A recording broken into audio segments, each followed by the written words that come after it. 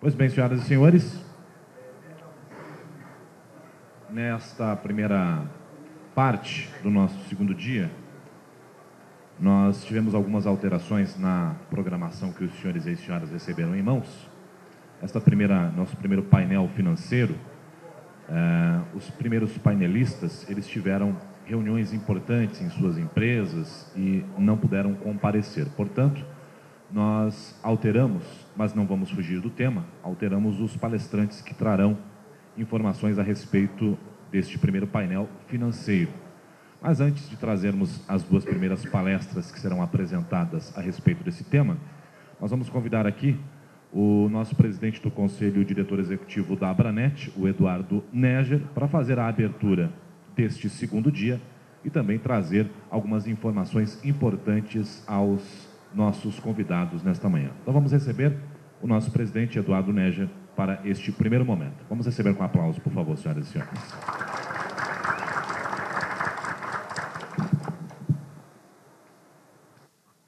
Obrigado, muito bom dia a todos. Espero que tenha sido proveitoso o evento ontem. Eu acho que esse espaço que nós temos aí para debate é muito importante, para o desenvolvimento de novos negócios. Como a gente sempre fala, né, deixar um pouquinho, cada um deixar suas empresas um pouquinho de lado, a operação do dia a dia, e parar 2 dias aí para pensar um pouquinho no futuro, entender um pouquinho as tecnologias, a questão regulatória, e a partir daí a gente está pensando aí como é que vão ser os nossos negócios, os nossos serviços daqui para frente. E a ideia hoje, no segundo dia, também é avançar um pouco mais nesse assunto. E hoje nós vamos ter algumas apresentações muito importantes, tratando um pouco de mercado, tratando também mais um pouco da questão regulatória, de algumas novas oportunidades para os provedores. E eu gostaria de abrir um espaço. Ontem nós discutimos um pouco a questão regulatória, que é uma questão que é muito difícil para quem está implementando qualquer tipo de aplicação, quando a gente fala de internet, quando a gente fala da fronteira entre aplicações de internet e telecomunicações. E a gente sabe que para quem não é especialista na área, para o empreendedor que não conhece a fundo isso, que não tem um conhecimento jurídico muito profundo, ou às vezes não tem um conhecimento técnico muito profundo, às vezes as pessoas ficam um pouco perdidas realmente em relação a algumas questões, e o papel da entidade, de uma associação como a Abranet, é justamente estar colaborando nessa orientação. E ontem a gente teve a presença de vários colegas aqui da Anatel, que até nós tivemos a oportunidade de conversar um pouquinho depois do evento, e a gente percebeu também que existe, apesar de a gente sempre imaginar o papel da Anatel, e a Abranet tem uma atuação direta junto à Anatel bastante forte nas consultas públicas, né? Quer dizer, acho que não adianta a gente ficar reclamando dos regulamentos se a gente não participa da composição desses regulamentos. Então, todos os grandes temas tratados em regulamentos da Anatel nos últimos anos, a Abranet sempre teve uma participação bastante intensa nas discussões das consultas públicas. O Conselho Consultivo da Anatel, a gente também tem feito uma atuação aí através de nossos representantes, nossos colegas provedores, uma atuação também bastante intensa. E no SEDUST, que eu não sei se todos conhecem, mas a Anatel tem o Conselho de Defesa dos Usuários do Serviço de Telecomunicações, e um dos membros desse conselho é um dos nossos diretores da Abranet, que é o Carlos Greco. Acho que ele está por aí, o Greco? Acho que deve estar lá fora. Está no curso BGP.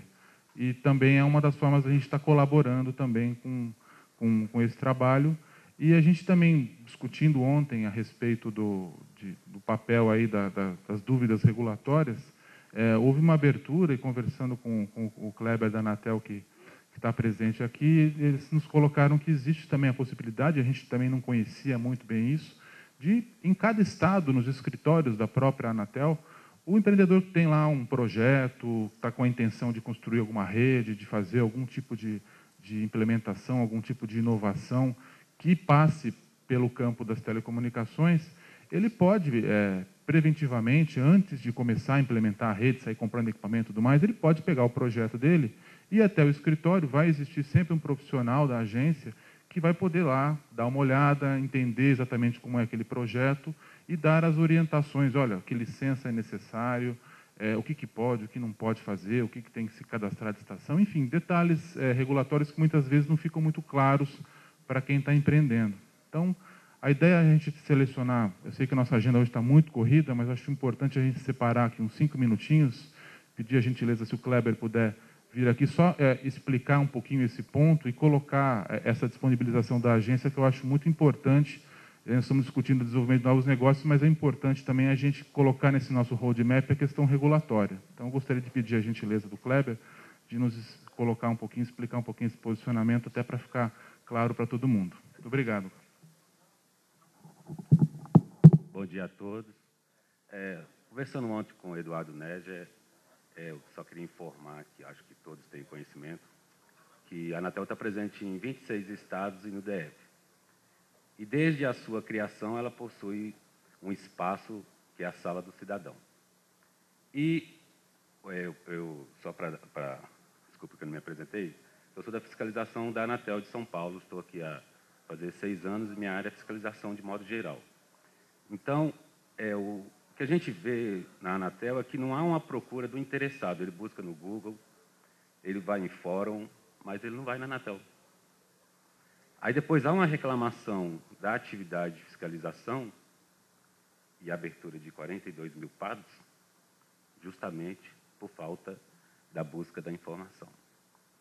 Então, antes de tudo, qualquer servidor público, ele tem o dever e a obrigação de prestar serviço público. Informação é serviço público, né? Então, o que eu queria passar é o seguinte: tem dúvida? Vai à Anatel. A Anatel não vai dar consultoria qual é o projeto melhor, se é o A ou B, mas o que você deve fazer, dentro da legislação. Então, há muitos interessados que talvez vai fazer uma rede de uso próprio, que não requer autorização se for em radiação restrita, e ele tenta fazer um projeto. Ou há outros que tentam fazer um projeto, ou até começam a implementá-los, entram em operação, mas ele não será aprovado. Ou há alguma irregularidade, certo? Então, sobre esse assunto de SCM-SVA também, a Anatel, a gente tem vários grupos de trabalho, eu sou de um grupo de trabalho, eu sou instrutor cadastrado na Anatel interno, eu circulo os escritórios também ministrando curso. A gente já ministra cursos aqui no estado de São Paulo para várias órgãos e também associações. E eu queria dizer que a Anatel está aberta. É só em qualquer escritório buscar o gerente regional e a gente tira qualquer dúvida. Bom dia. Eu tive a oportunidade de ligar para a Anatel aqui em São Paulo sobre justamente essa questão. Por favor, entenda isso como uma crítica construtiva. Tá? A pessoa me informou que não haveria possibilidade de atender, essa questão aqui, que eu teria que ligar para Brasília, o gerente da área de outorga, senhor José Augusto, no ramal 2315. Certo. Que foi o que eu fiz. Mas falaram que aqui em São Paulo não teria como atender essas questões. Então, nesse caso, o que a gente solicita é o seguinte: a Anatel tem a ouvidoria, a corregedoria e 1331 para fazer reclamação. Como eu disse, o papel do servidor público é prestar serviço público, informação é serviço público. É por isso que a Anatel está presente em 26 estados e o DF. Aquele que interessado que buscar uma informação na Anatel, for até a Anatel ou ligar e não tiver a prestação do serviço adequado, público, informação, solicite o nome do servidor. 1331, reclamação. Ouvidoria, passe o nome do servidor. Qualquer outra incoerência que tiver em qualquer fiscalização, corregedoria. Isso é o que a gente solicita. É o seguinte: quando eu entrei no serviço público, eu descobri que há 2 tipos de servidores: quem está e quem presta serviço público. Então, a gente está lá para prestar um serviço ao cidadão. E o cidadão tem também, não só o direito, mas também a gente solicita que ele tenha a obrigação de fazer a sua reclamação formalmente. Entendeu? Então, aqui na Anatel em São Paulo, constantemente a gente desce para prestar informação. É a nossa obrigação. Então, e a gente até tenta fazer essa parte preventiva, que é justamente para evitar as autuações, que o nosso depósito também já não há mais espaço de apreensões, certo? Então, eu falo que todo PAD é um bumerangue, porque ele volta, sempre ele volta. Ou ele volta no Ministério Público Federal, ou ele volta no IPL dentro da Polícia Federal, ou ele volta numa informação de um autorizado que entrou com recurso, entra no núcleo, o núcleo retorna ao fiscal e a gente tem que fazer uma nota técnica, emitir uma nota técnica referente às incoerências ou outras informações que estão sendo colocadas nos autos, né? Então, a gente também a fiscalização não tem o intuito de prejudicar ninguém, mas é a nossa atividade. Então, há também alguns fatos que, pela nossa demanda, em algumas fiscalizações, a gente não consegue passar as informações que são solicitadas, porque a gente tem uma demanda de fiscalização muito grande. Então, o que a gente solicita é o seguinte: o espaço está aberto, eu tenho uma apresentação completa de SMSVA, a gente passa qualquer informação sobre rede, o que é passivo de licenciamento, o que não é, qual os conjuntos de equipamentos, como são os conjuntos de equipamentos, quais são as estações que devem ser ou não licenciadas. Então, ao invés de buscar informação no Google ou na internet, busque a Anatel. É isso que a gente pede. Teve alguma dificuldade? Ouvidoria, reclamação, porque o que a gente quer é justamente filtrar os servidores que estão aí para prestar um serviço público adequado ao cidadão. Certo? Kleber, eu agradeço. Obrigado. Aí a tua presença, peço um aplauso para a presença dele. E a gente sabe que esse assunto, até pela discussão que a gente conversou com poucas pessoas, dá para fazer uns 3 eventos só sobre isso. E a gente se compromete também com essa disponibilização que a Anatel teve a estar compondo um evento específico sobre isso, até para passar essa informação e disseminar isso para os associados, e que a gente tem, na verdade, quem está presencialmente aqui, Kleber, e a gente também tem diversos associados acompanhando a gente pela internet. Então, a gente tem associados no país todo e, certamente, essa carência de informação aqui em São Paulo, que a gente tem acesso aí a diversos consultores, a facilidade de informação é maior. Imagina em regiões mais remotas do país, onde essa informação é muito mais difícil de chegar para o empreendedor. Então, é nosso papel, é nossa obrigação também estar passando essa informação. Eu agradeço aí a presença de vocês e vamos dar seguimento ao evento, porque nós já estamos com o nosso tempo aí estourando, né? Muito obrigado ao Eduardo Neger, obrigado também ao Kleber da Anatel. Vamos seguir, então, lembrando sempre que esse evento, as pessoas que chegaram hoje, que estão chegando hoje, esse evento está sendo transmitido pela internet através do endereço www.abranet.emissora.tv. Você pode informar aí a sua empresa, aos seus amigos, parceiros, colaboradores, que este evento está sendo transmitido ao vivo pela internet. Pois bem, vamos então às nossas 2 primeiras palestras. Primeiramente, eu vou convidar aqui o engenheiro Marcos Hermann, por favor. Pode vir aqui ao palco, por favor, receba os aplausos. Ele vai trazer informações importantes a respeito desta linha, né, de crescimento, de pesquisas, entre outros detalhes que ele vai falar aqui para a gente. Vamos posicionar aqui o seu... Bom dia a todos e vamos ligar aqui. Acho que é só conectar aqui.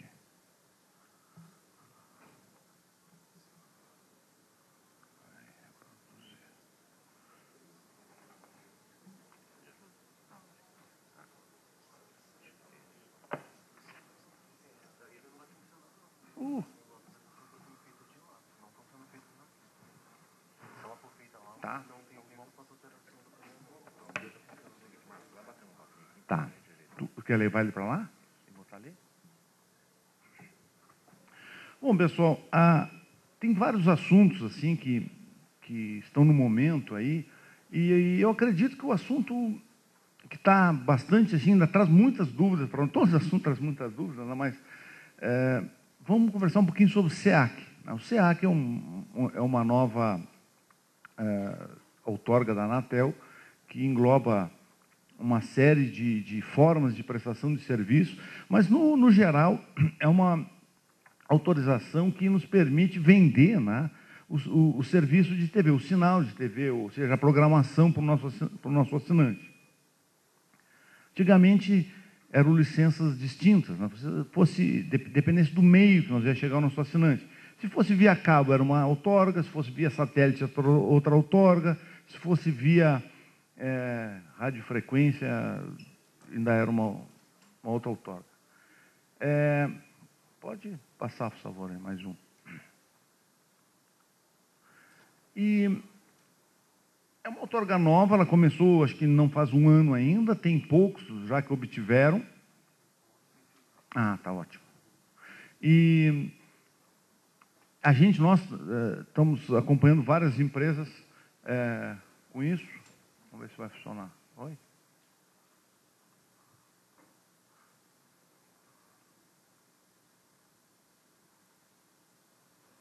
Não está funcionando aqui, amigo.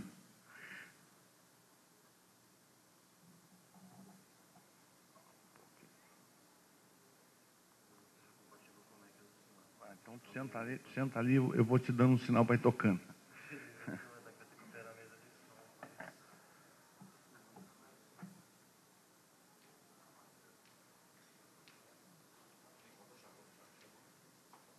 Na setinha ele vai tocando.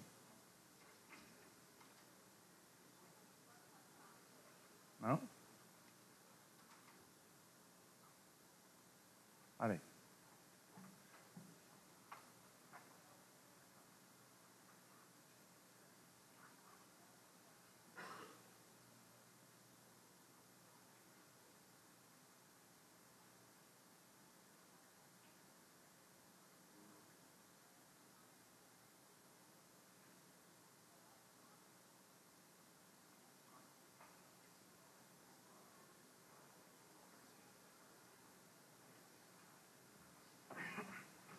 Rapidamente, para aquelas pessoas que não me conhecem bem, assim, o que eu faço.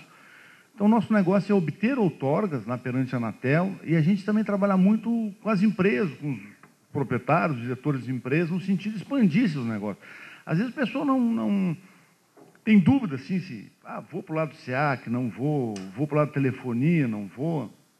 E também a gente auxilia as empresas a atender às exigências, obrigações, não só para a obtenção, mas também a manutenção da licença, né? Então, grosso modo, é isso aí que nós fizemos. Pode avançar, por favor.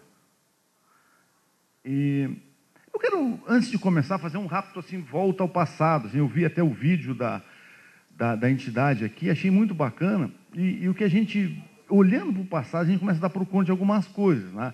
Então, nós até, nos anos de 90, 95, na realidade, o primeiro computador de uso assim, que a gente usava com facilidade é quando começou o Windows 95. Quando começou o Windows 95, a gente começou a ter computador em casa, né? Vamos mais adiante, por favor. Vou tocar mais um. Então, lá, nós começamos lá com os modem US Robotics, discado, depois começou os cartãozinhos Lucent, né? Que nominalmente trafegava 1 mega.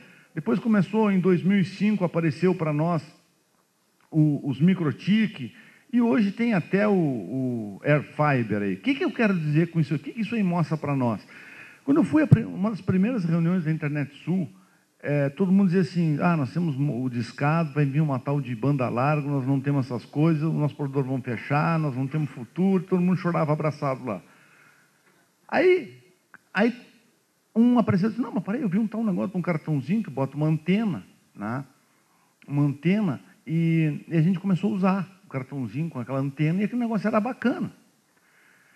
E é importante até o pessoal da Anatel ver isso aí, que no 99 a gente começou, e a resolução 272 é de 2001. Quer dizer, a gente já começou numa situação, e a lei se clarificou, vamos botar assim, um pouco mais adiante na nossa operação. E tanto é que em 2002, quando a Anatel começou a cobrar o negócio do SM, todos nós fomos pegos de surpresa. A gente não tinha essa visão aí regulatória.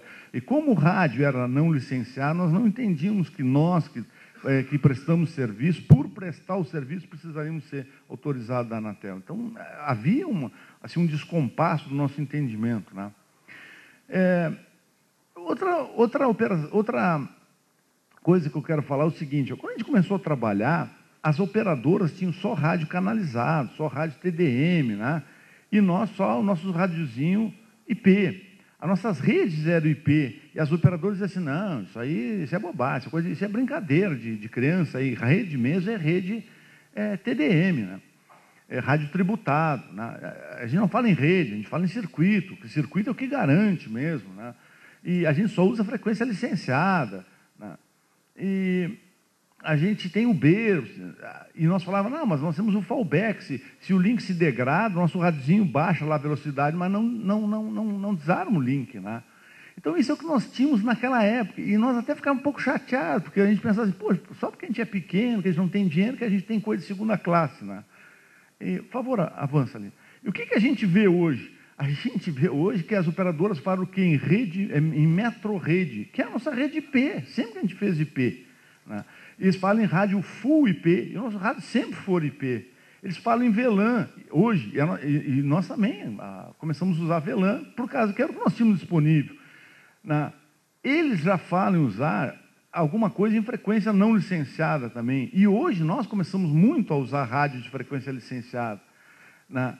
E outra coisa assim, as operadoras grandes, eles têm sempre redundância. Sempre é rádio 1+1, sempre rádio 1+1.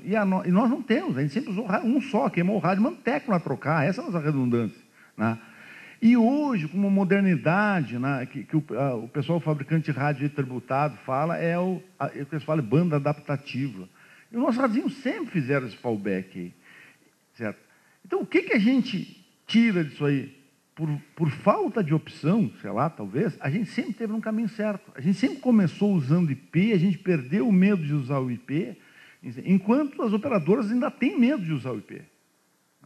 E com o SEAC vai ser a mesma coisa. Já que vai ser a mesma coisa. Aí, voltando ao passado, um entendimento importante também. Então, na 70 a gente começou a ouvir falar de computador, quem nasceu antes disso. Né? Então, tinha aí a Cobra, a CID, a Elebra, a Edisa, que eram os fabricantes nacionais de computador. Né? E as empresas, era tudo na base da ficha, do papel. Nenhuma empresa dependia de computador nessa época. O computador podia ter ou não ter, as empresas funcionavam. Né? Os bancos tinham lá a ficha do cliente, então ele botava do lado ali menos 50, né, e era no papel, o saldo era assim que se controlava. Né. Em 80, aí já começou as empresas a ter o CPD, tinha então uma casinha, uma sala dentro da empresa que tinha um computador, que aquilo então, durante a noite, processava e vinha as listagens para os departamentos. Né. E aí o banco, por exemplo, começou a ter aqueles formulários grandes, 132 colunas. Então, o cara botava ali, Marcos, saldo 100, aí ele anotava a caneta lá, menos 20, ele sacou aqui. Aí, de noite, ele mandava lá para a central do banco, processava, vinha o relatório atualizado. Né? Então, nessa época foi importante, porque começou a surgir os computadores para uso pessoal. Começou a surgir o TK-80, TK-95, o Expert, né? Vários aí, com certeza tiveram, alguns ainda tem guardado em casa. Né? E nessa época... então, algumas pessoas começaram a usar o computador em casa. Bota o cabo, por favor. Mas em 90 começou a fase do Windows, porque antes era escrever, né? era comando de linha, e não era uma coisa amigável. Era difícil um filho se interessar por aquilo, não queria. Mas com o Windows, né, no 95, a coisa começou a ficar bacana em casa. Começou a usar o editor de texto, o Word, né? A gente usa até hoje, e ficou fácil de usar. Então, ali realmente começou o uso do computador em casa. E aqui, nesse momento, as empresas realmente já usavam bastante computador. A gente analisando mais adiante, 2012, né? Então, hoje é assim, a minha filha de 12 anos diz assim, como é que vocês viviam sem internet? Como é que vocês não tinham um iPhone? Ela não consegue nem conceber muito bem isso aí, né? Como é que vocês falavam com os amigos? Como é que marcavam um encontro no shopping?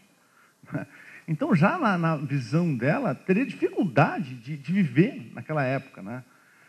E nós podemos ter uma ideia, agora em 2012, até o Papa criou uma conta no Twitter. Né? E redes sociais derrubam o governo. Né? Vocês vê lá a primavera, que alguns países lá, o governo foi derrubado, porque conseguiu juntar e fazer reuniões através das redes sociais. Né? E outra coisa que está acontecendo muito assim, então, quer dizer, a informática, a internet cada vez mais dentro da nossa casa e a internet cada vez mais fora das empresas. As empresas não querem montar data center, ar-condicionado, gerador, redundância. E estão colocando suas aplicações lá na Amazon, entendeu? Estão tirando fora das suas propriedades. Enquanto que a internet residencial cada vez aumenta mais. Eu conheço pessoas que têm REC 19 polegadas de 1,80 m na sua casa, cheio de equipamento. Entendeu? Então, isso é importante se dar por conta desse movimento aí. Né?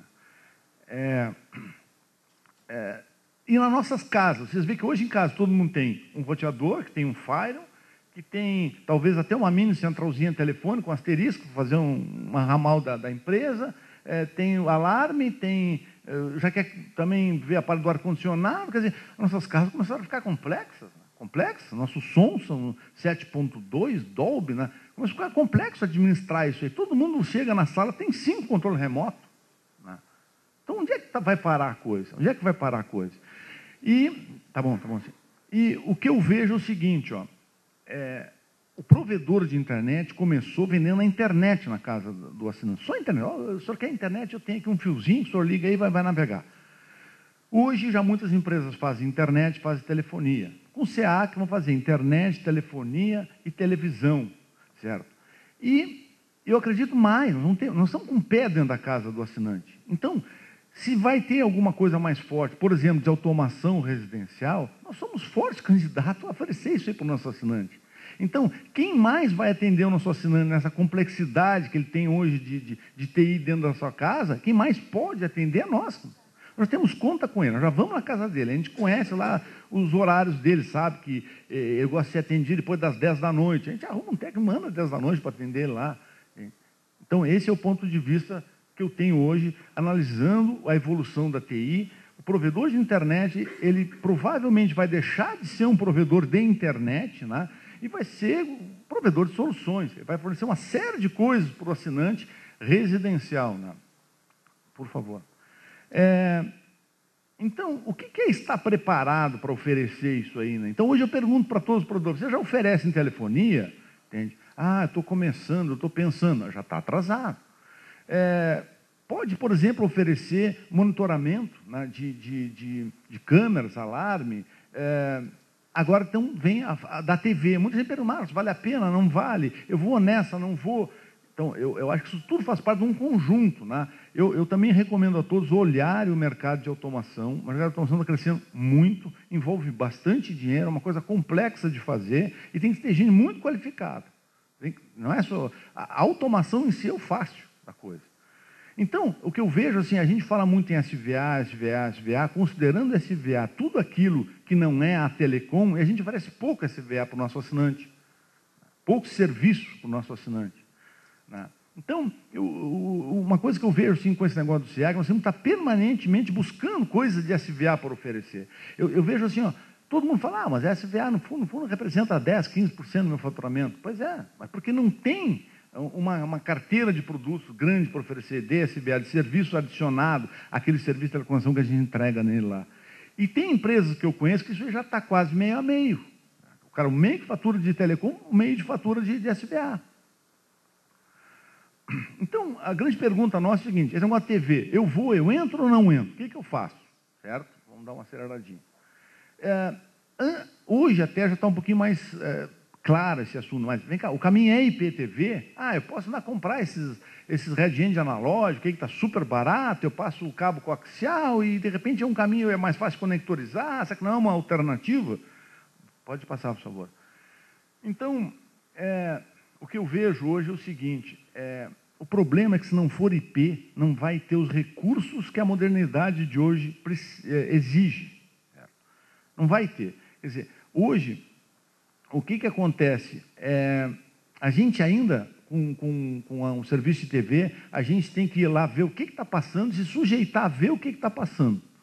Certo? É um broadcast, é uma coisa assim que está passando, tem uma grade, tem um horário, você vai lá e escolhe. Ninguém quer isso, pessoal.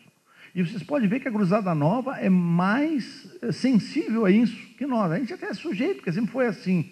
Mas a Cruzada, eu não quero ver isso, eu queria ver tal coisa agora. Então, o IPTV vai permitir mais esse negócio. E outra coisa que pega muito forte no IPTV é a propaganda, pessoal. Hoje, por exemplo, o que é as grandes propagandas? São no horário nobre, gerado, vamos supor, pela Globo no Rio, tem propagandas nacionais, certo? Mas a IPTV vai permitir que, se a esposa está vendo a novela, gostou do brinco da atriz, vai apontar ali e vai dizer, olha, na lojinha tal da esquina aí tem, inclusive, se quiser, já clica aqui, que amanhã de manhã já mandamos entregar. Entendeu? Isso aí é um ponto assim, que vai dar diferença? Claro que vai dar. Claro que vai dar. Não tenho dúvida, né? Então, pode deixar. Então, quer dizer, o que todo mundo procura hoje é o conforto, né? Aquela história assim, está vendo 8 horas da noite, pode aparecer embaixo uma barrinha e dizendo assim, poxa, é 8 da noite, você não quer comer uma pizza? Clica aqui, que na esquina da pizzaria, daqui 10 minutos ele entrega aí. Não é um poder forte de relacionamento com o cliente? Claro que é. Então, isso aí, é só a IPTV que vai trazer. Então, isso descarta as outras opções. Né? Vamos correr um pouquinho mais, então. E fora isso, né, a parte das redes sociais, compartilhar músicas, né, filmes, né, isso só a IPTV. Quer dizer, você está vendo um filme, se gostou, pode ir lá classificar aquele filme, e aí eu vejo, poxa, o meu amigo viu aquele filme, gostou, mais ou menos me identifico com a forma de filmes que eles gostam, eu também vou ver aquele filme que de repente deve ser bom. Isso hoje existe nas redes sociais, mas não é tão integrado e tão automatizado. Né? Então, para mim, o broadcast está morto, porque ele empurra a programação para o consumidor. E hoje o que o consumidor quer, ele quer escolher, ele quer ser o centro de importância, ou seja, ele quer dizer assim, eu quero que passe na TV o que eu quero ver, não o que o programador lá escolheu para mim ver. Então, isso eu vejo quem tem uma visão forte. O número de IPTV tem crescido, ainda é pouco, mas ele tem crescido muito, certo? Percentualmente ao ano. Vamos correr um pouquinho mais. E o que eu preciso eu realmente gostei desse negócio, vou ter esse tal do SEAC. O que eu preciso? Então, você precisa de um Red-End, né, que é onde é que vai ficar os seus equipamentos. Você precisa de uma rede de acesso, que é como é que você leva a programação do seu Red-End até a casa do seu assinante. Você precisa comprar programação, né, o que vai passar, o seu line-up, a sua grade, que você vai oferecer ao seu assinante. Vamos adiante. Então, o Red-End, na realidade, você pode receber sinais de várias fontes, pode receber sinal de satélite, pode receber sinal de VHF ou HF, sinal que vem através de uma fibra, várias formas, e você vai encapsular isso aí, controlar, né, para só quem paga poder ver, ter segurança e tal, distribuir na sua rede de acesso. E essa rede de acesso pode ser via fibra, via cabo coaxial, via, sei lá, cabo TP. Tem gente dizendo que vai botar até em rádio. Né? Vamos ver. Depois, então, lá no Red-End, então tem a parte do VOD, que você pode alugar filmes ou comprar isso aí de uma forma externa. Tem uma plataforma que precisa controlar isso aí. Olhando assim, parece uma coisa bem complicada, certo? Mas aquele pessoal que desenvolve os softwares de gestão já estão de olho nisso aí, estão desenvolvendo aplicativos para controlar isso aí. Então, eu não acredito que isso aí seja uma coisa tão cara assim. Antigamente falava-se em milhões para comprar isso aí. Hoje, eu ouvi falar em menos de 100 mil reais. Então, já é uma coisa que caiu muito o preço. Né? Tem o middleware. O middleware é aquele que vai aparecer lá para o assinante, lá, a telinha, que vai dizer, agora aqui para ver filme, aqui para ver temperatura, aqui para ver, sei lá, os filmes que vão passar amanhã, aqui para ver a sua conta. Né? Então, isso aí tem que ser integrado com a plataforma. Você já tem uma plataforma de gestão, tem que ser. É por isso que o pessoal que desenvolve está bem inteirado e trabalhando em cima de apresentar soluções nesse sentido aí. Uma preocupação que quem vende programação para vocês tem e vão perguntar é o seguinte, qual é o sistema de proteção que vocês têm? Eu tenho um sistema de proteção que eu desenvolvi. Não, isso aí não vale, eu não vou vender para você deve ser vulnerável. Eu tenho um assim que foi homologado, X. Esse aí a gente reconhece, é homologado por nós e dá para nós fazer negócio. Então, o sistema de proteção, né, o que encripta o conteúdo, para o cara não, entre aspas, snifar ali e ficar vendo sem pagar, né, ele é considerado por quem vende programação para vocês. E tem outras proteções, né, que vamos pular isso aí um pouquinho mais rápido para a gente não. Uma coisa também que a gente tem falado muito, né, é os serviços over the top, que é o Netflix, o Apple TV, que passa pela rede de vocês, vende coisas de TV e filme e não participa do nosso negócio, é uma coisa acima do nosso negócio. Isso a gente tem que entender, isso está crescendo muito. O pessoal que vende cash, eu acho que não está aqui, da Tavos ali, sempre me fala que o tráfego de TV Samsung vendo Netflix todo mês aumenta muito. O sujeito compra uma TV nova Samsung, já vem a Netflix ali, R$15 por mês, eu vou assinar esse negócio. E tem um monte de filmezinho para ver, filmes antigos, mas tem um monte de filme para ver, e filme HD. Isso tem aumentado muito esse tráfego aí. Vamos pular isso aí também. Outra coisa é o seguinte, o pessoal me pergunta, Marcos, eu uso o meu sinal de vídeo, quando chega na casa do assinante, eu separo numa rede HFC, ou seja, eu transfiro o sinal de TV separado lá na faixa de luz 1550 da parte de dados ou eu mando tudo junto? Essa é uma pergunta. Aí um amigo meu perguntou, não, mas a minha rede às vezes tranca, às vezes eu tenho que dar uns reboot aí, então eu tenho medo de misturar. Eu queria fazer uma coisa separada para esse negócio não trancar. Eu disse, não, o caminho não é esse.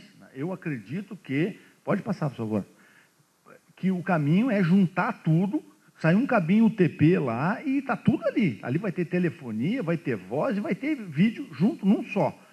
Ah, mas eu tenho que dar uma ajeitada na minha rede, eu não tenho as coisas tudo priorizadas. Já tinha que ter arrumado. Esse é o meu ponto de vista. Bom, aqui a gente fez uma conta rápida, né? 3 set box por residência, hoje a média é 2, 60 residências por porta-pom, um canal HD de 10 mega, horário de pico 50% dos equipamentos ligados. Então, isso a gente começa a ver que dentro da nossa fibra, 300 mega para a TV está mais que bom, né, por cada braço de fibra. Não vai usar mais, nós temos muita banda para vender aí. Né? Então, é tranquilo. A pessoa diz, mas 300 mega, pô, então, num cabo TP, eu posso usar na rua para passar 100 mega, né? Então eu posso atender um terço desses clientes aí. Até dá. Entendeu?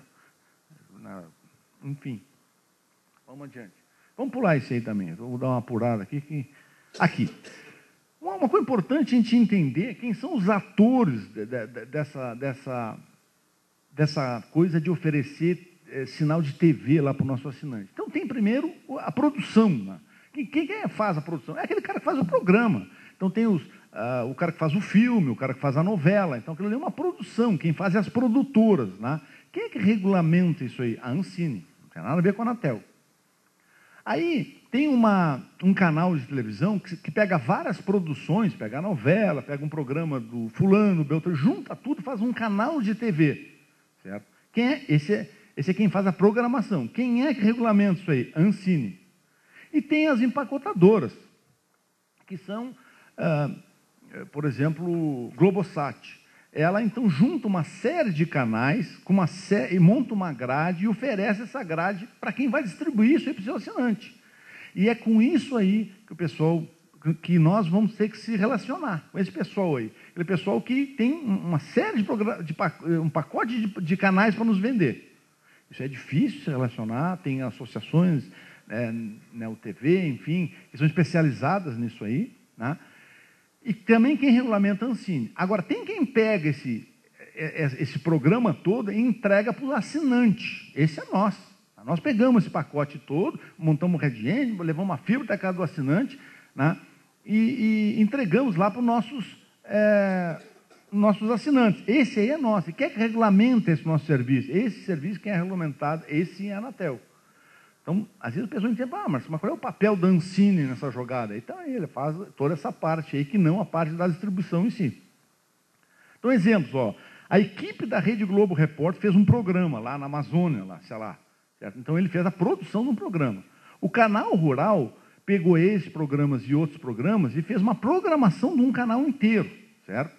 A Globosat pegou o Canal Rural, mais o Multishow, mais um monte de canais, empacotou e fornece um pacote para quem vai distribuir, para a distribuidora, que é a nossa empresa. Então, a relação é mais ou menos assim. Pode continuar, por favor. Antigamente eu dizia que nós não vamos comprar direto das programadoras. Eu acreditava assim, nós vamos fazer uma associação, eu não conhecia direito a NeoTV compra para nós, nos revende, e depois eu comecei a entender que não, nós vamos sim comprar direto das programadoras, talvez através de alguém nos ajudando, mas o contrato vai ser feito com nós. Vamos adiante, vamos correr um pouquinho mais aí, vamos pular já aqui.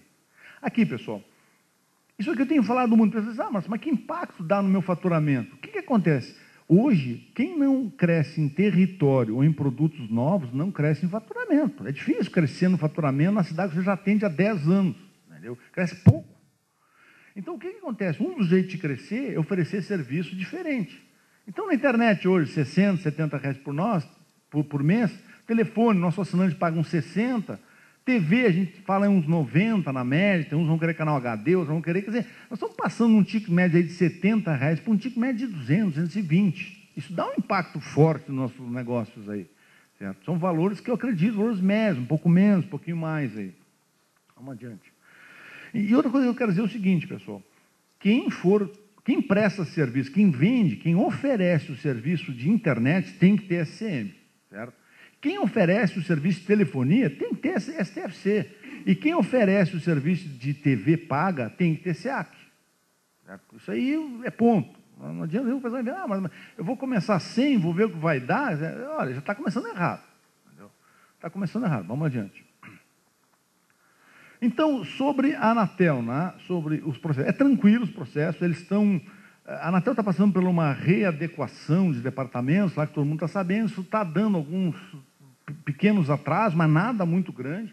Então, nós já protocolamos vários pedidos, temos vários sendo aprovados, custa o mesmo, tudo o mesmo valor, e é um processo um pouquinho, algumas coisas, um pouquinho a mais com o SCM, assim, porque tem que ter um pouco mais balancete, balanço, umas coisas um pouquinho mais que no SCM não entra. Mas não é nada complicado, certo? E a gente pede sempre a outorga para a empresa operar em todo o Brasil. E o que eu digo para vocês é o seguinte, finalmente aqui, o segredo do negócio da TV está no switch, pessoal. Está no switch em nós implementarmos aquelas características que tem no switch, às vezes a gente nem lê, certo? Como o GPM Snooping, que vai nos permitir fazer não vai precisar sair lá do nosso Red-End um pacote para cada assinante, certo? Ele vai trabalhar nas portas dos switches no sentido que a gente possa trabalhar um pouquinho unicast, um pouco multicast também. Vamos adiante.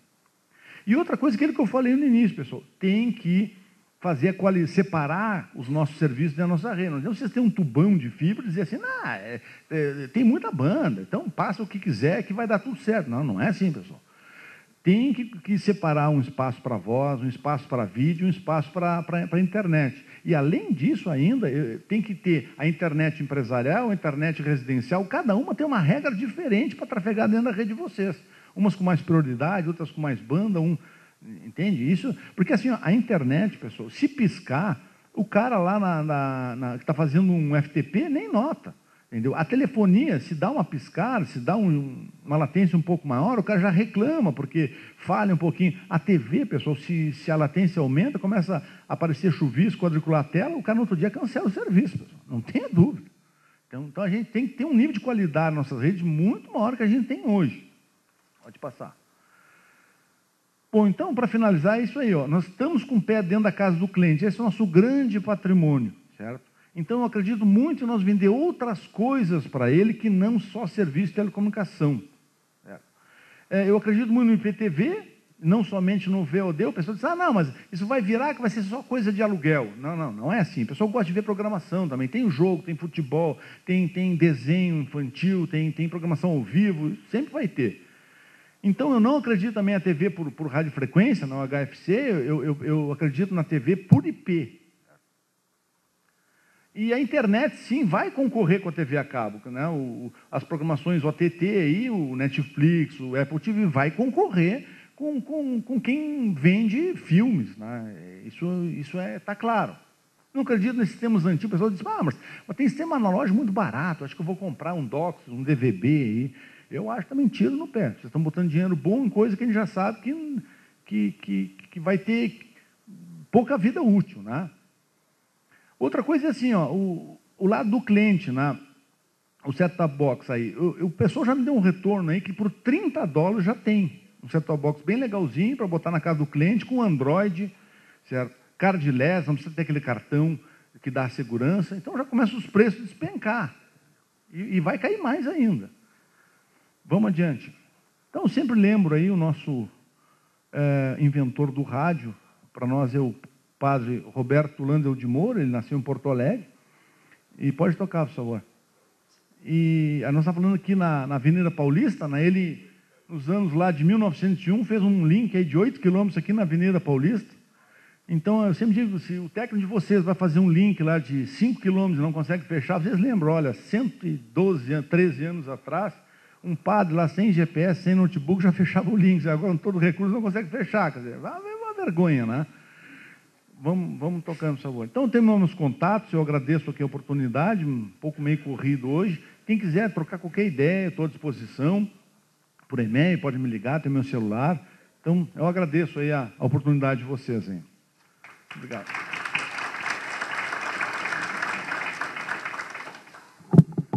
obrigado ao engenheiro Marcos Herman pela palestra. Na sequência, nós já vamos convidar aqui o Edmundo Matarazzo, que também vai se posicionar para essa próxima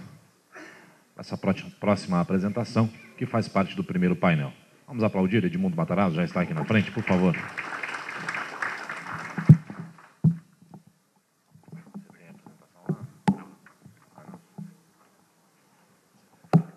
Oi, bom dia a todos. Bom, como nós temos pouquinho tempo, eu não vou fazer uma apresentação, vou me colocar à disposição de vocês para perguntas. Tá? E talvez para motivar as perguntas, só começar fazendo alguns comentários. Primeiro, a gente fala muito, em todos os eventos, né, discute bastante a questão da preparação dos empresários para desenvolverem essas suas atividades, seja no setor de TI, na área de internet, ou no setor de telecomunicações. O que a gente sempre reforça é que é necessário o envolvimento, é necessária a participação do empresário na decisão estratégica do seu negócio. Tá? E isso eu não estou me referindo especificamente a projetos técnicos, né?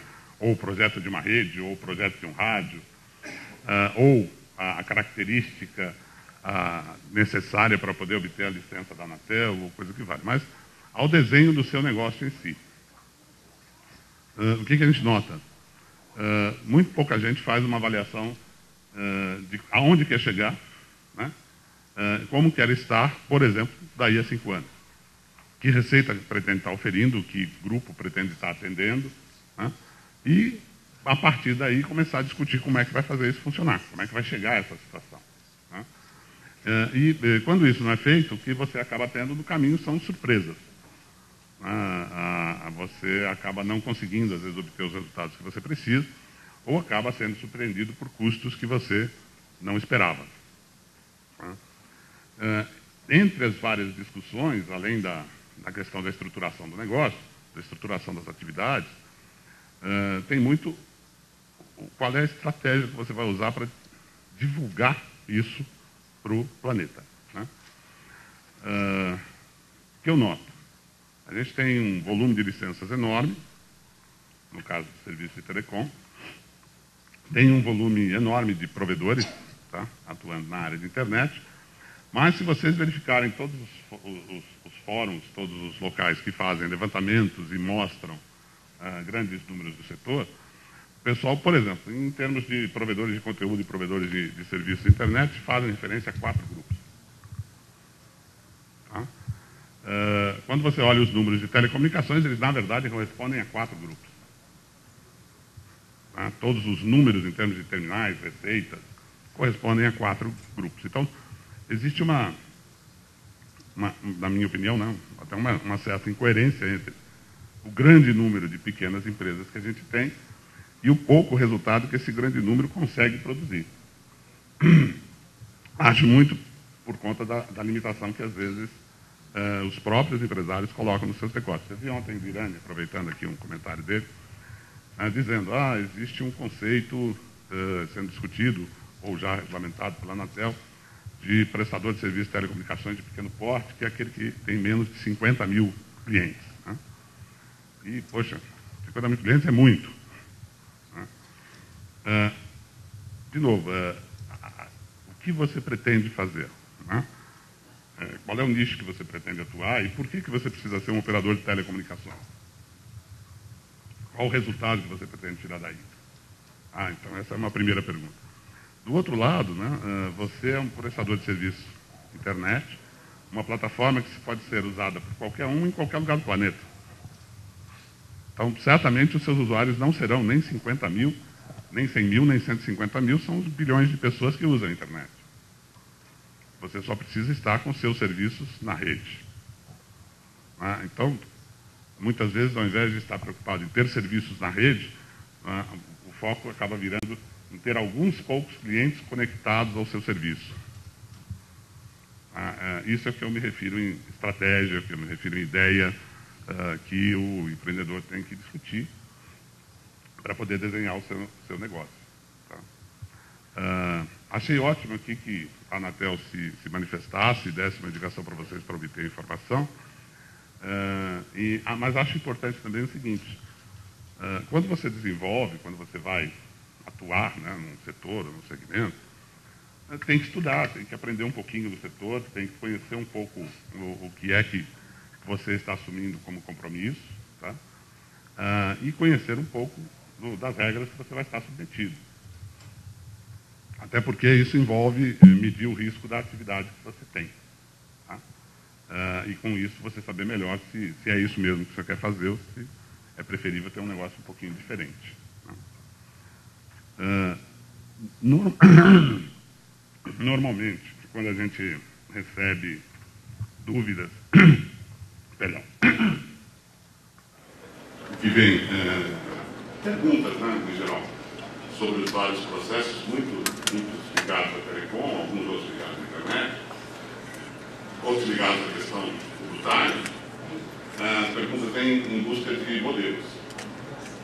Né? A gente tem muita história do modelo do contrato, modelo do projeto, modelo da nota fiscal, né? E outras coisas. Não usem modelo. Primeiro, porque na maior parte dos casos vocês não sabem como é que o modelo foi gerado. Eu já vi o pessoal buscando modelo e criando modelo a partir de coisas que estão distribuídas na internet. É muito mais simples vocês escreverem o que vocês acham que deve ser e aí consultarem a Anatel, consultarem algum especialista para que ele possa ajudá-los a verificar se o documento se enquadra nos requisitos legais. Tá?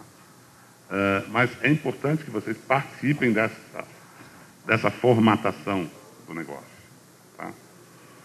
Ontem eu comentei, depois vieram me perguntar muito, é uma dúvida que sempre aparece, a gente emite modelo 21 ou emite modelo 22 na nota fiscal? Tá? Eu sou serviço de comunicação ou sou serviço de telecomunicações? Então, eu repito aqui, né, uma coisa que é bastante consagrada. Serviço de comunicação é uma coisa, serviço de telecomunicações é outra. Tá?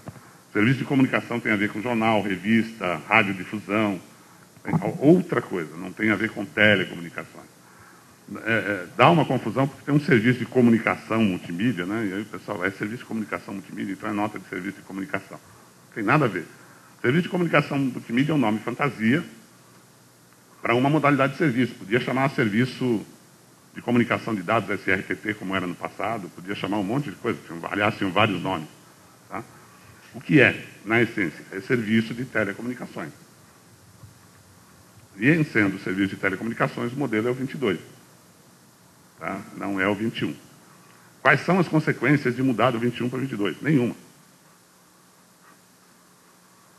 Tá? Nenhuma. Só emitir um modelo de nota correto. Tá? Porque o modelo 21 não corresponde à atividade que você está desenvolvendo. O que acontece quando você começa a discutir estes detalhes, começa a tentar entender como é que você arranja a casa? Tá? Você começa a descobrir como é que as contas se formam na sua empresa. De onde vêm suas despesas, tá? E de onde podem vir suas receitas. Tem uma coisa que se fala muito, né? Se habituou muito, que é o serviço de telecom muito caro e o serviço de valor adicionado de graça. Isso é uma falácia. Tá? Isso foi criado de forma falaciosa. Isso não é uma verdade. O serviço de telecomunicações é muito barato, tá? E existe algum custo, sim, no serviço de provimento de acesso à internet. Os custos são conhecidos, é muito fácil de você identificar, tá, as principais fontes desses custos. Então, começar a trabalhar com realmente o que é que você gasta com o quê, tá, é muito importante para você identificar o que é que você tem que colocar na sua balança para verificar qual é o resultado que você pode extrair da operação. Adianto, né, vocês, de uma maneira mais simples. Em telecom não se espera um resultado superior a 13% ao ano. Se alguém imagina que o resultado da aplicação do seu investimento vai ser superior a 13% em telecom, tem algo errado. 13. Tá? Tem algo errado. Digo isso por quê? Porque os setores, de maneira geral, energia elétrica, telecomunicações, petróleo, que são setores que têm um investimento maciço em infraestrutura, têm taxas de retorno que são reconhecidas por movimentos históricos. Tá? Então, não existe grande mágica no segmento de telecom. O segmento de SVA, por sua vez, é um pouquinho diferente. Por quê? Porque venda de software, venda de aplicativo, venda de serviços, tem uma razão diferente, né? O volume de investimento que você faz é completamente diferente para o resultado que você pode obter. Vem daí aquela história, né? Por que o Google vale tanto? Porque com pouco investimento ele gera produtos de altíssimo valor. Telecom é o contrário, você tem que fazer muito investimento para poder gerar algum valor. Tá? Isso é uma realidade que a gente está lidando.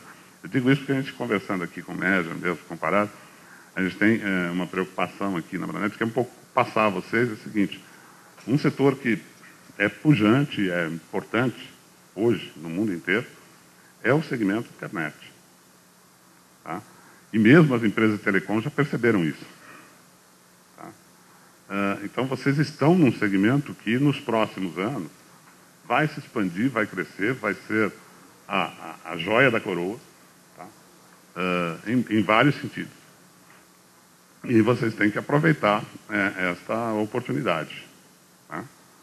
A gente precisa de inovação. Aliás, o que mais se pode fazer em termos de inovação está exatamente na área de criação de softwares e ferramentas, tá? Para isso. O Brasil tem inúmeros exemplos interessantes. Eu agora há pouco conversava com uma colega. Assim, nós temos um sistema de certificação digital no Brasil, que pouquíssimos países no mundo têm. O que isso permite? Isso permite assinatura eletrônica, né? Isso permite esquecer tokens e outras coisas, e senhas, etc., para fazer suas transações sobre a internet. Esse sistema está sendo copiado no Mercosul, para poder permitir comércio no contexto do Mercosul.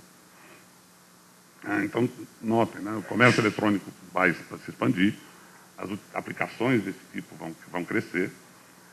Hospedagem de site, né? Tem um outro critério, a gente fala hospedagem de site, mas, na verdade, hospedagem de uma loja é muito mais que hospedagem de um site. É uma loja que tem todo o back-office de uma loja.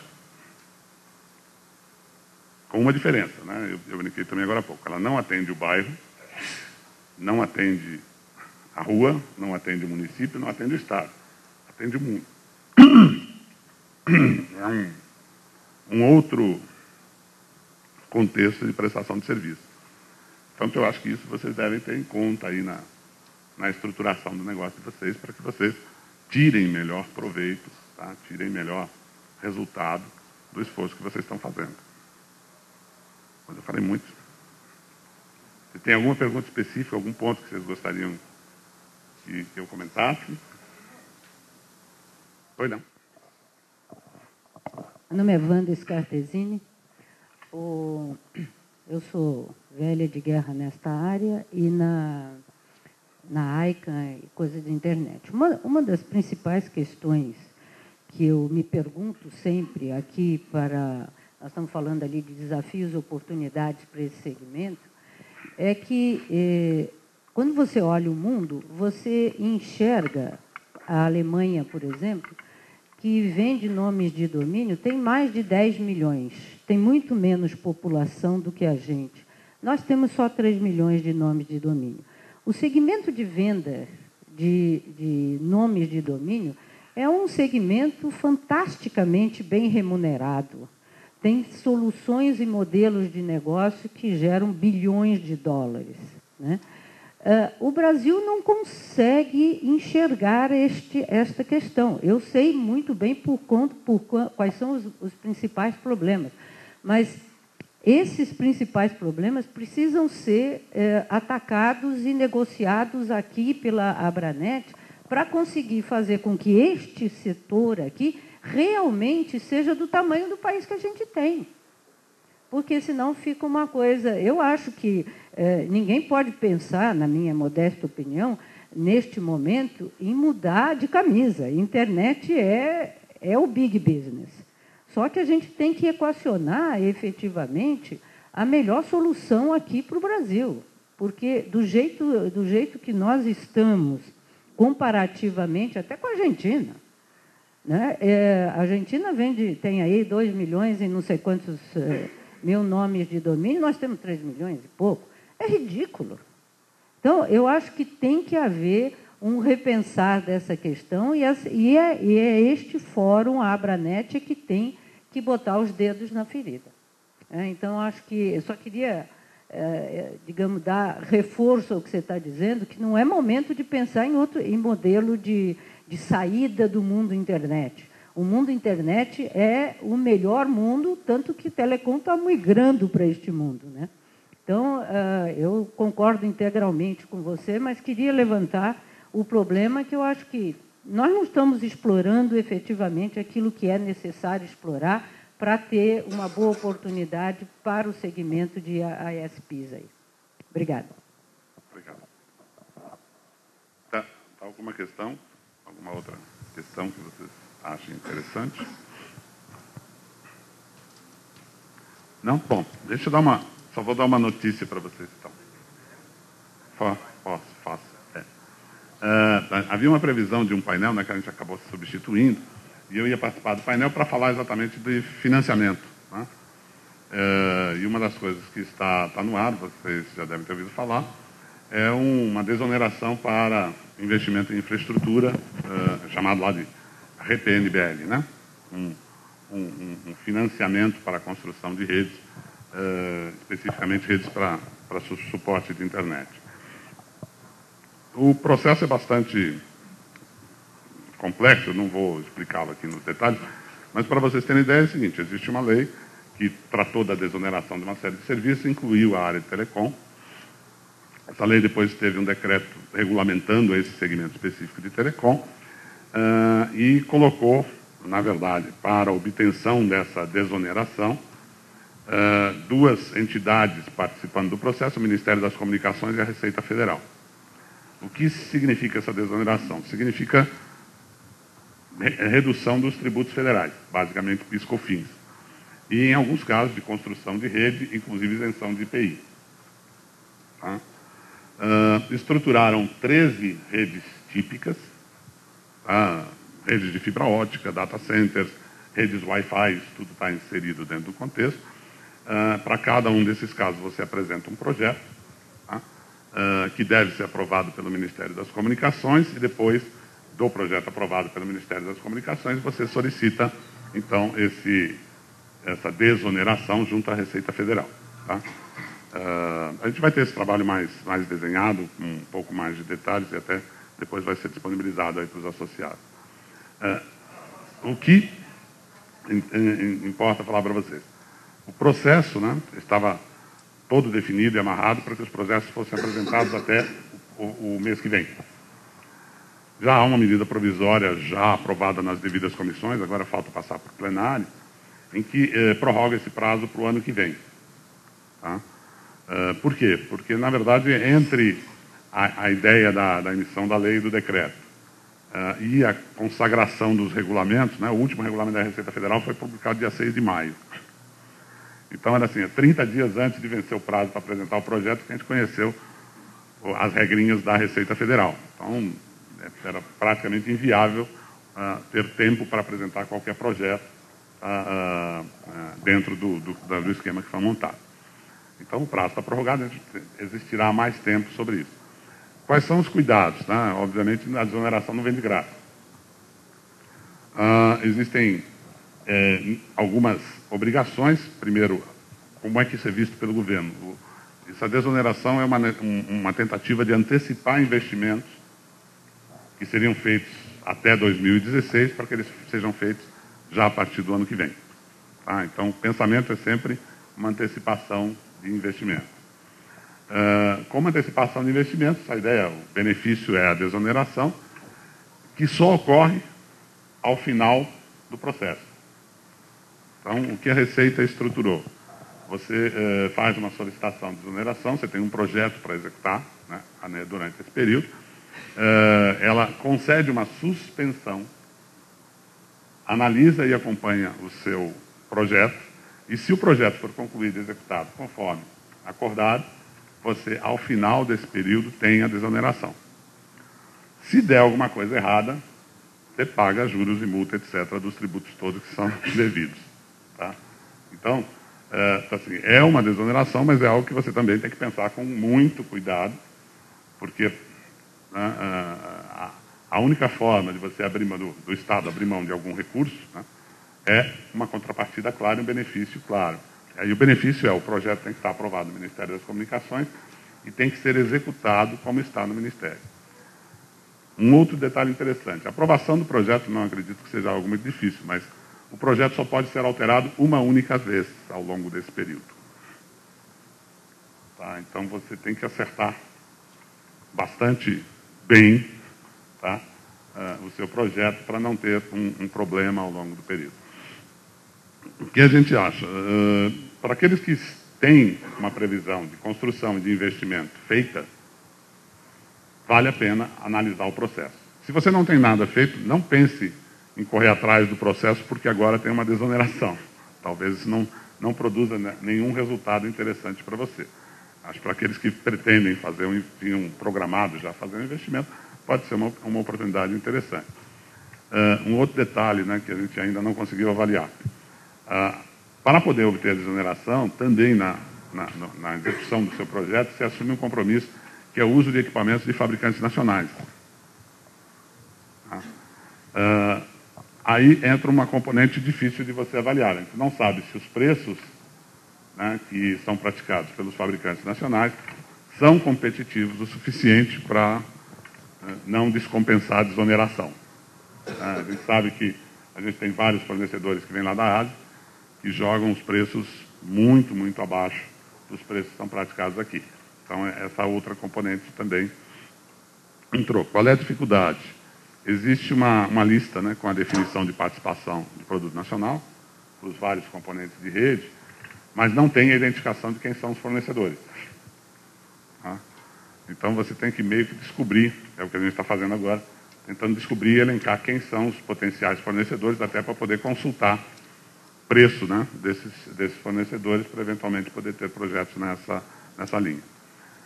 Detalhe interessante, é possível e será dada prioridade para projetos em consórcio.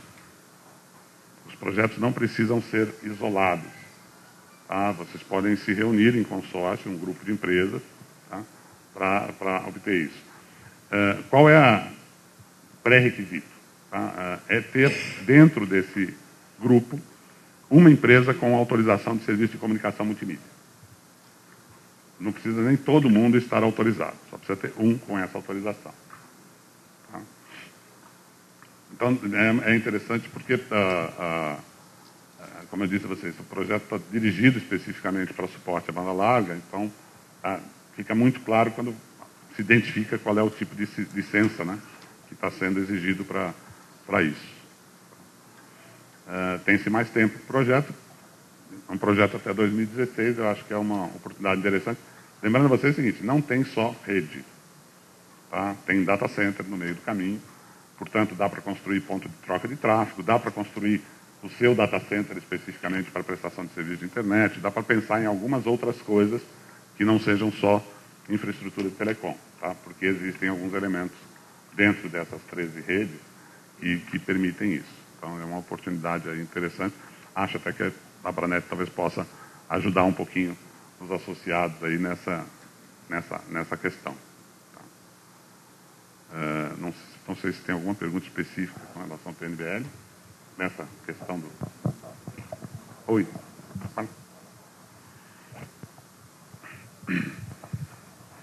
Olá, meu nome é Fábio Moreira, eu sou de um fabricante nacional. Eu queria complementar um pouco, achei muito legal, eu não sabia dessa redução de PIS/COFINS.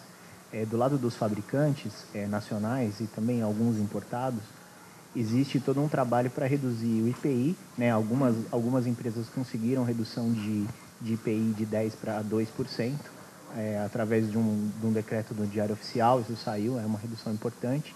E tem também o PPB, que permite a redução de ICMS. Conseguindo essa redução de PIS/COFINS, nós estamos falando aí de sei lá, em alguns casos 18 de ICMS, talvez vá passar para menos de 10, estamos falando de 30%, 40% de redução de impostos. É bem somando todos esses benefícios, né? Eu acho muito interessante isso.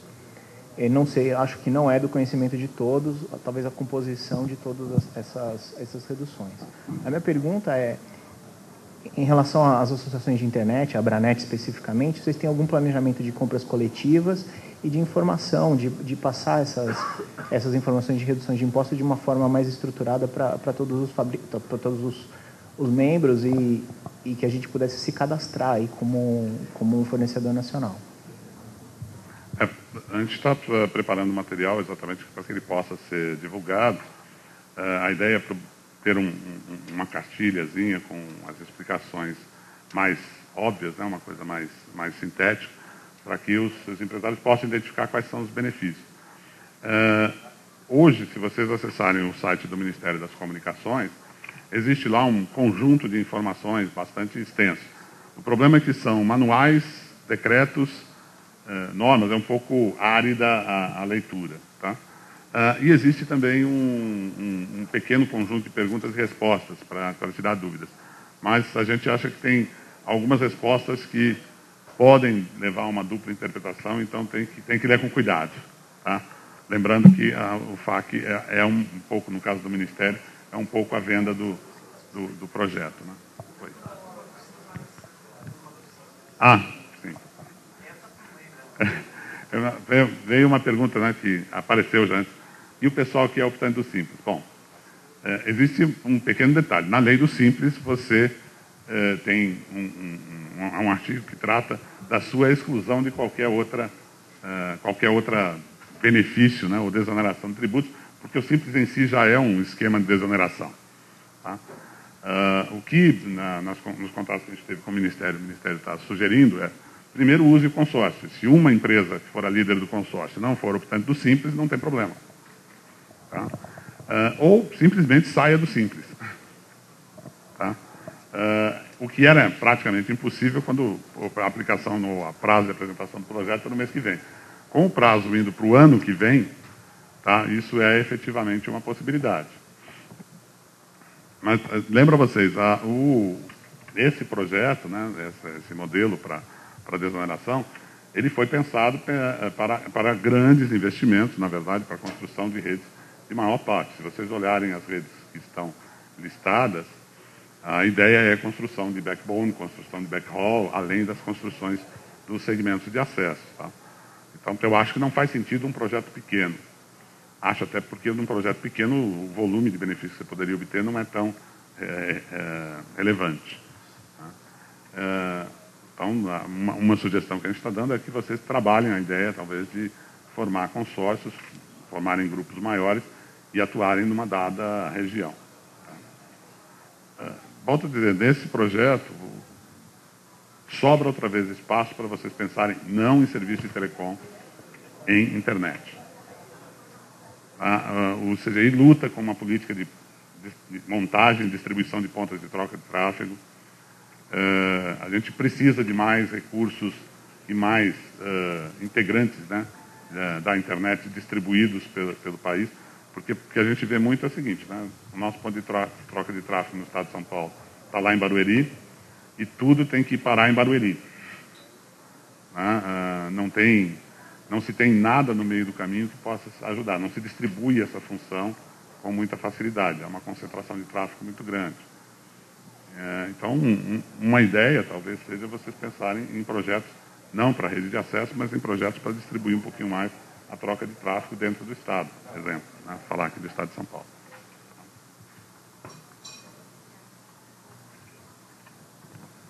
Ok? Gente, bom, muito obrigado. Na verdade, a gente aproveitou o espaço aqui para dar uma notícia a vocês. E a gente vai estar por aqui no evento conversando, se vocês tiverem mais alguma dúvida. Tá bom? Obrigado.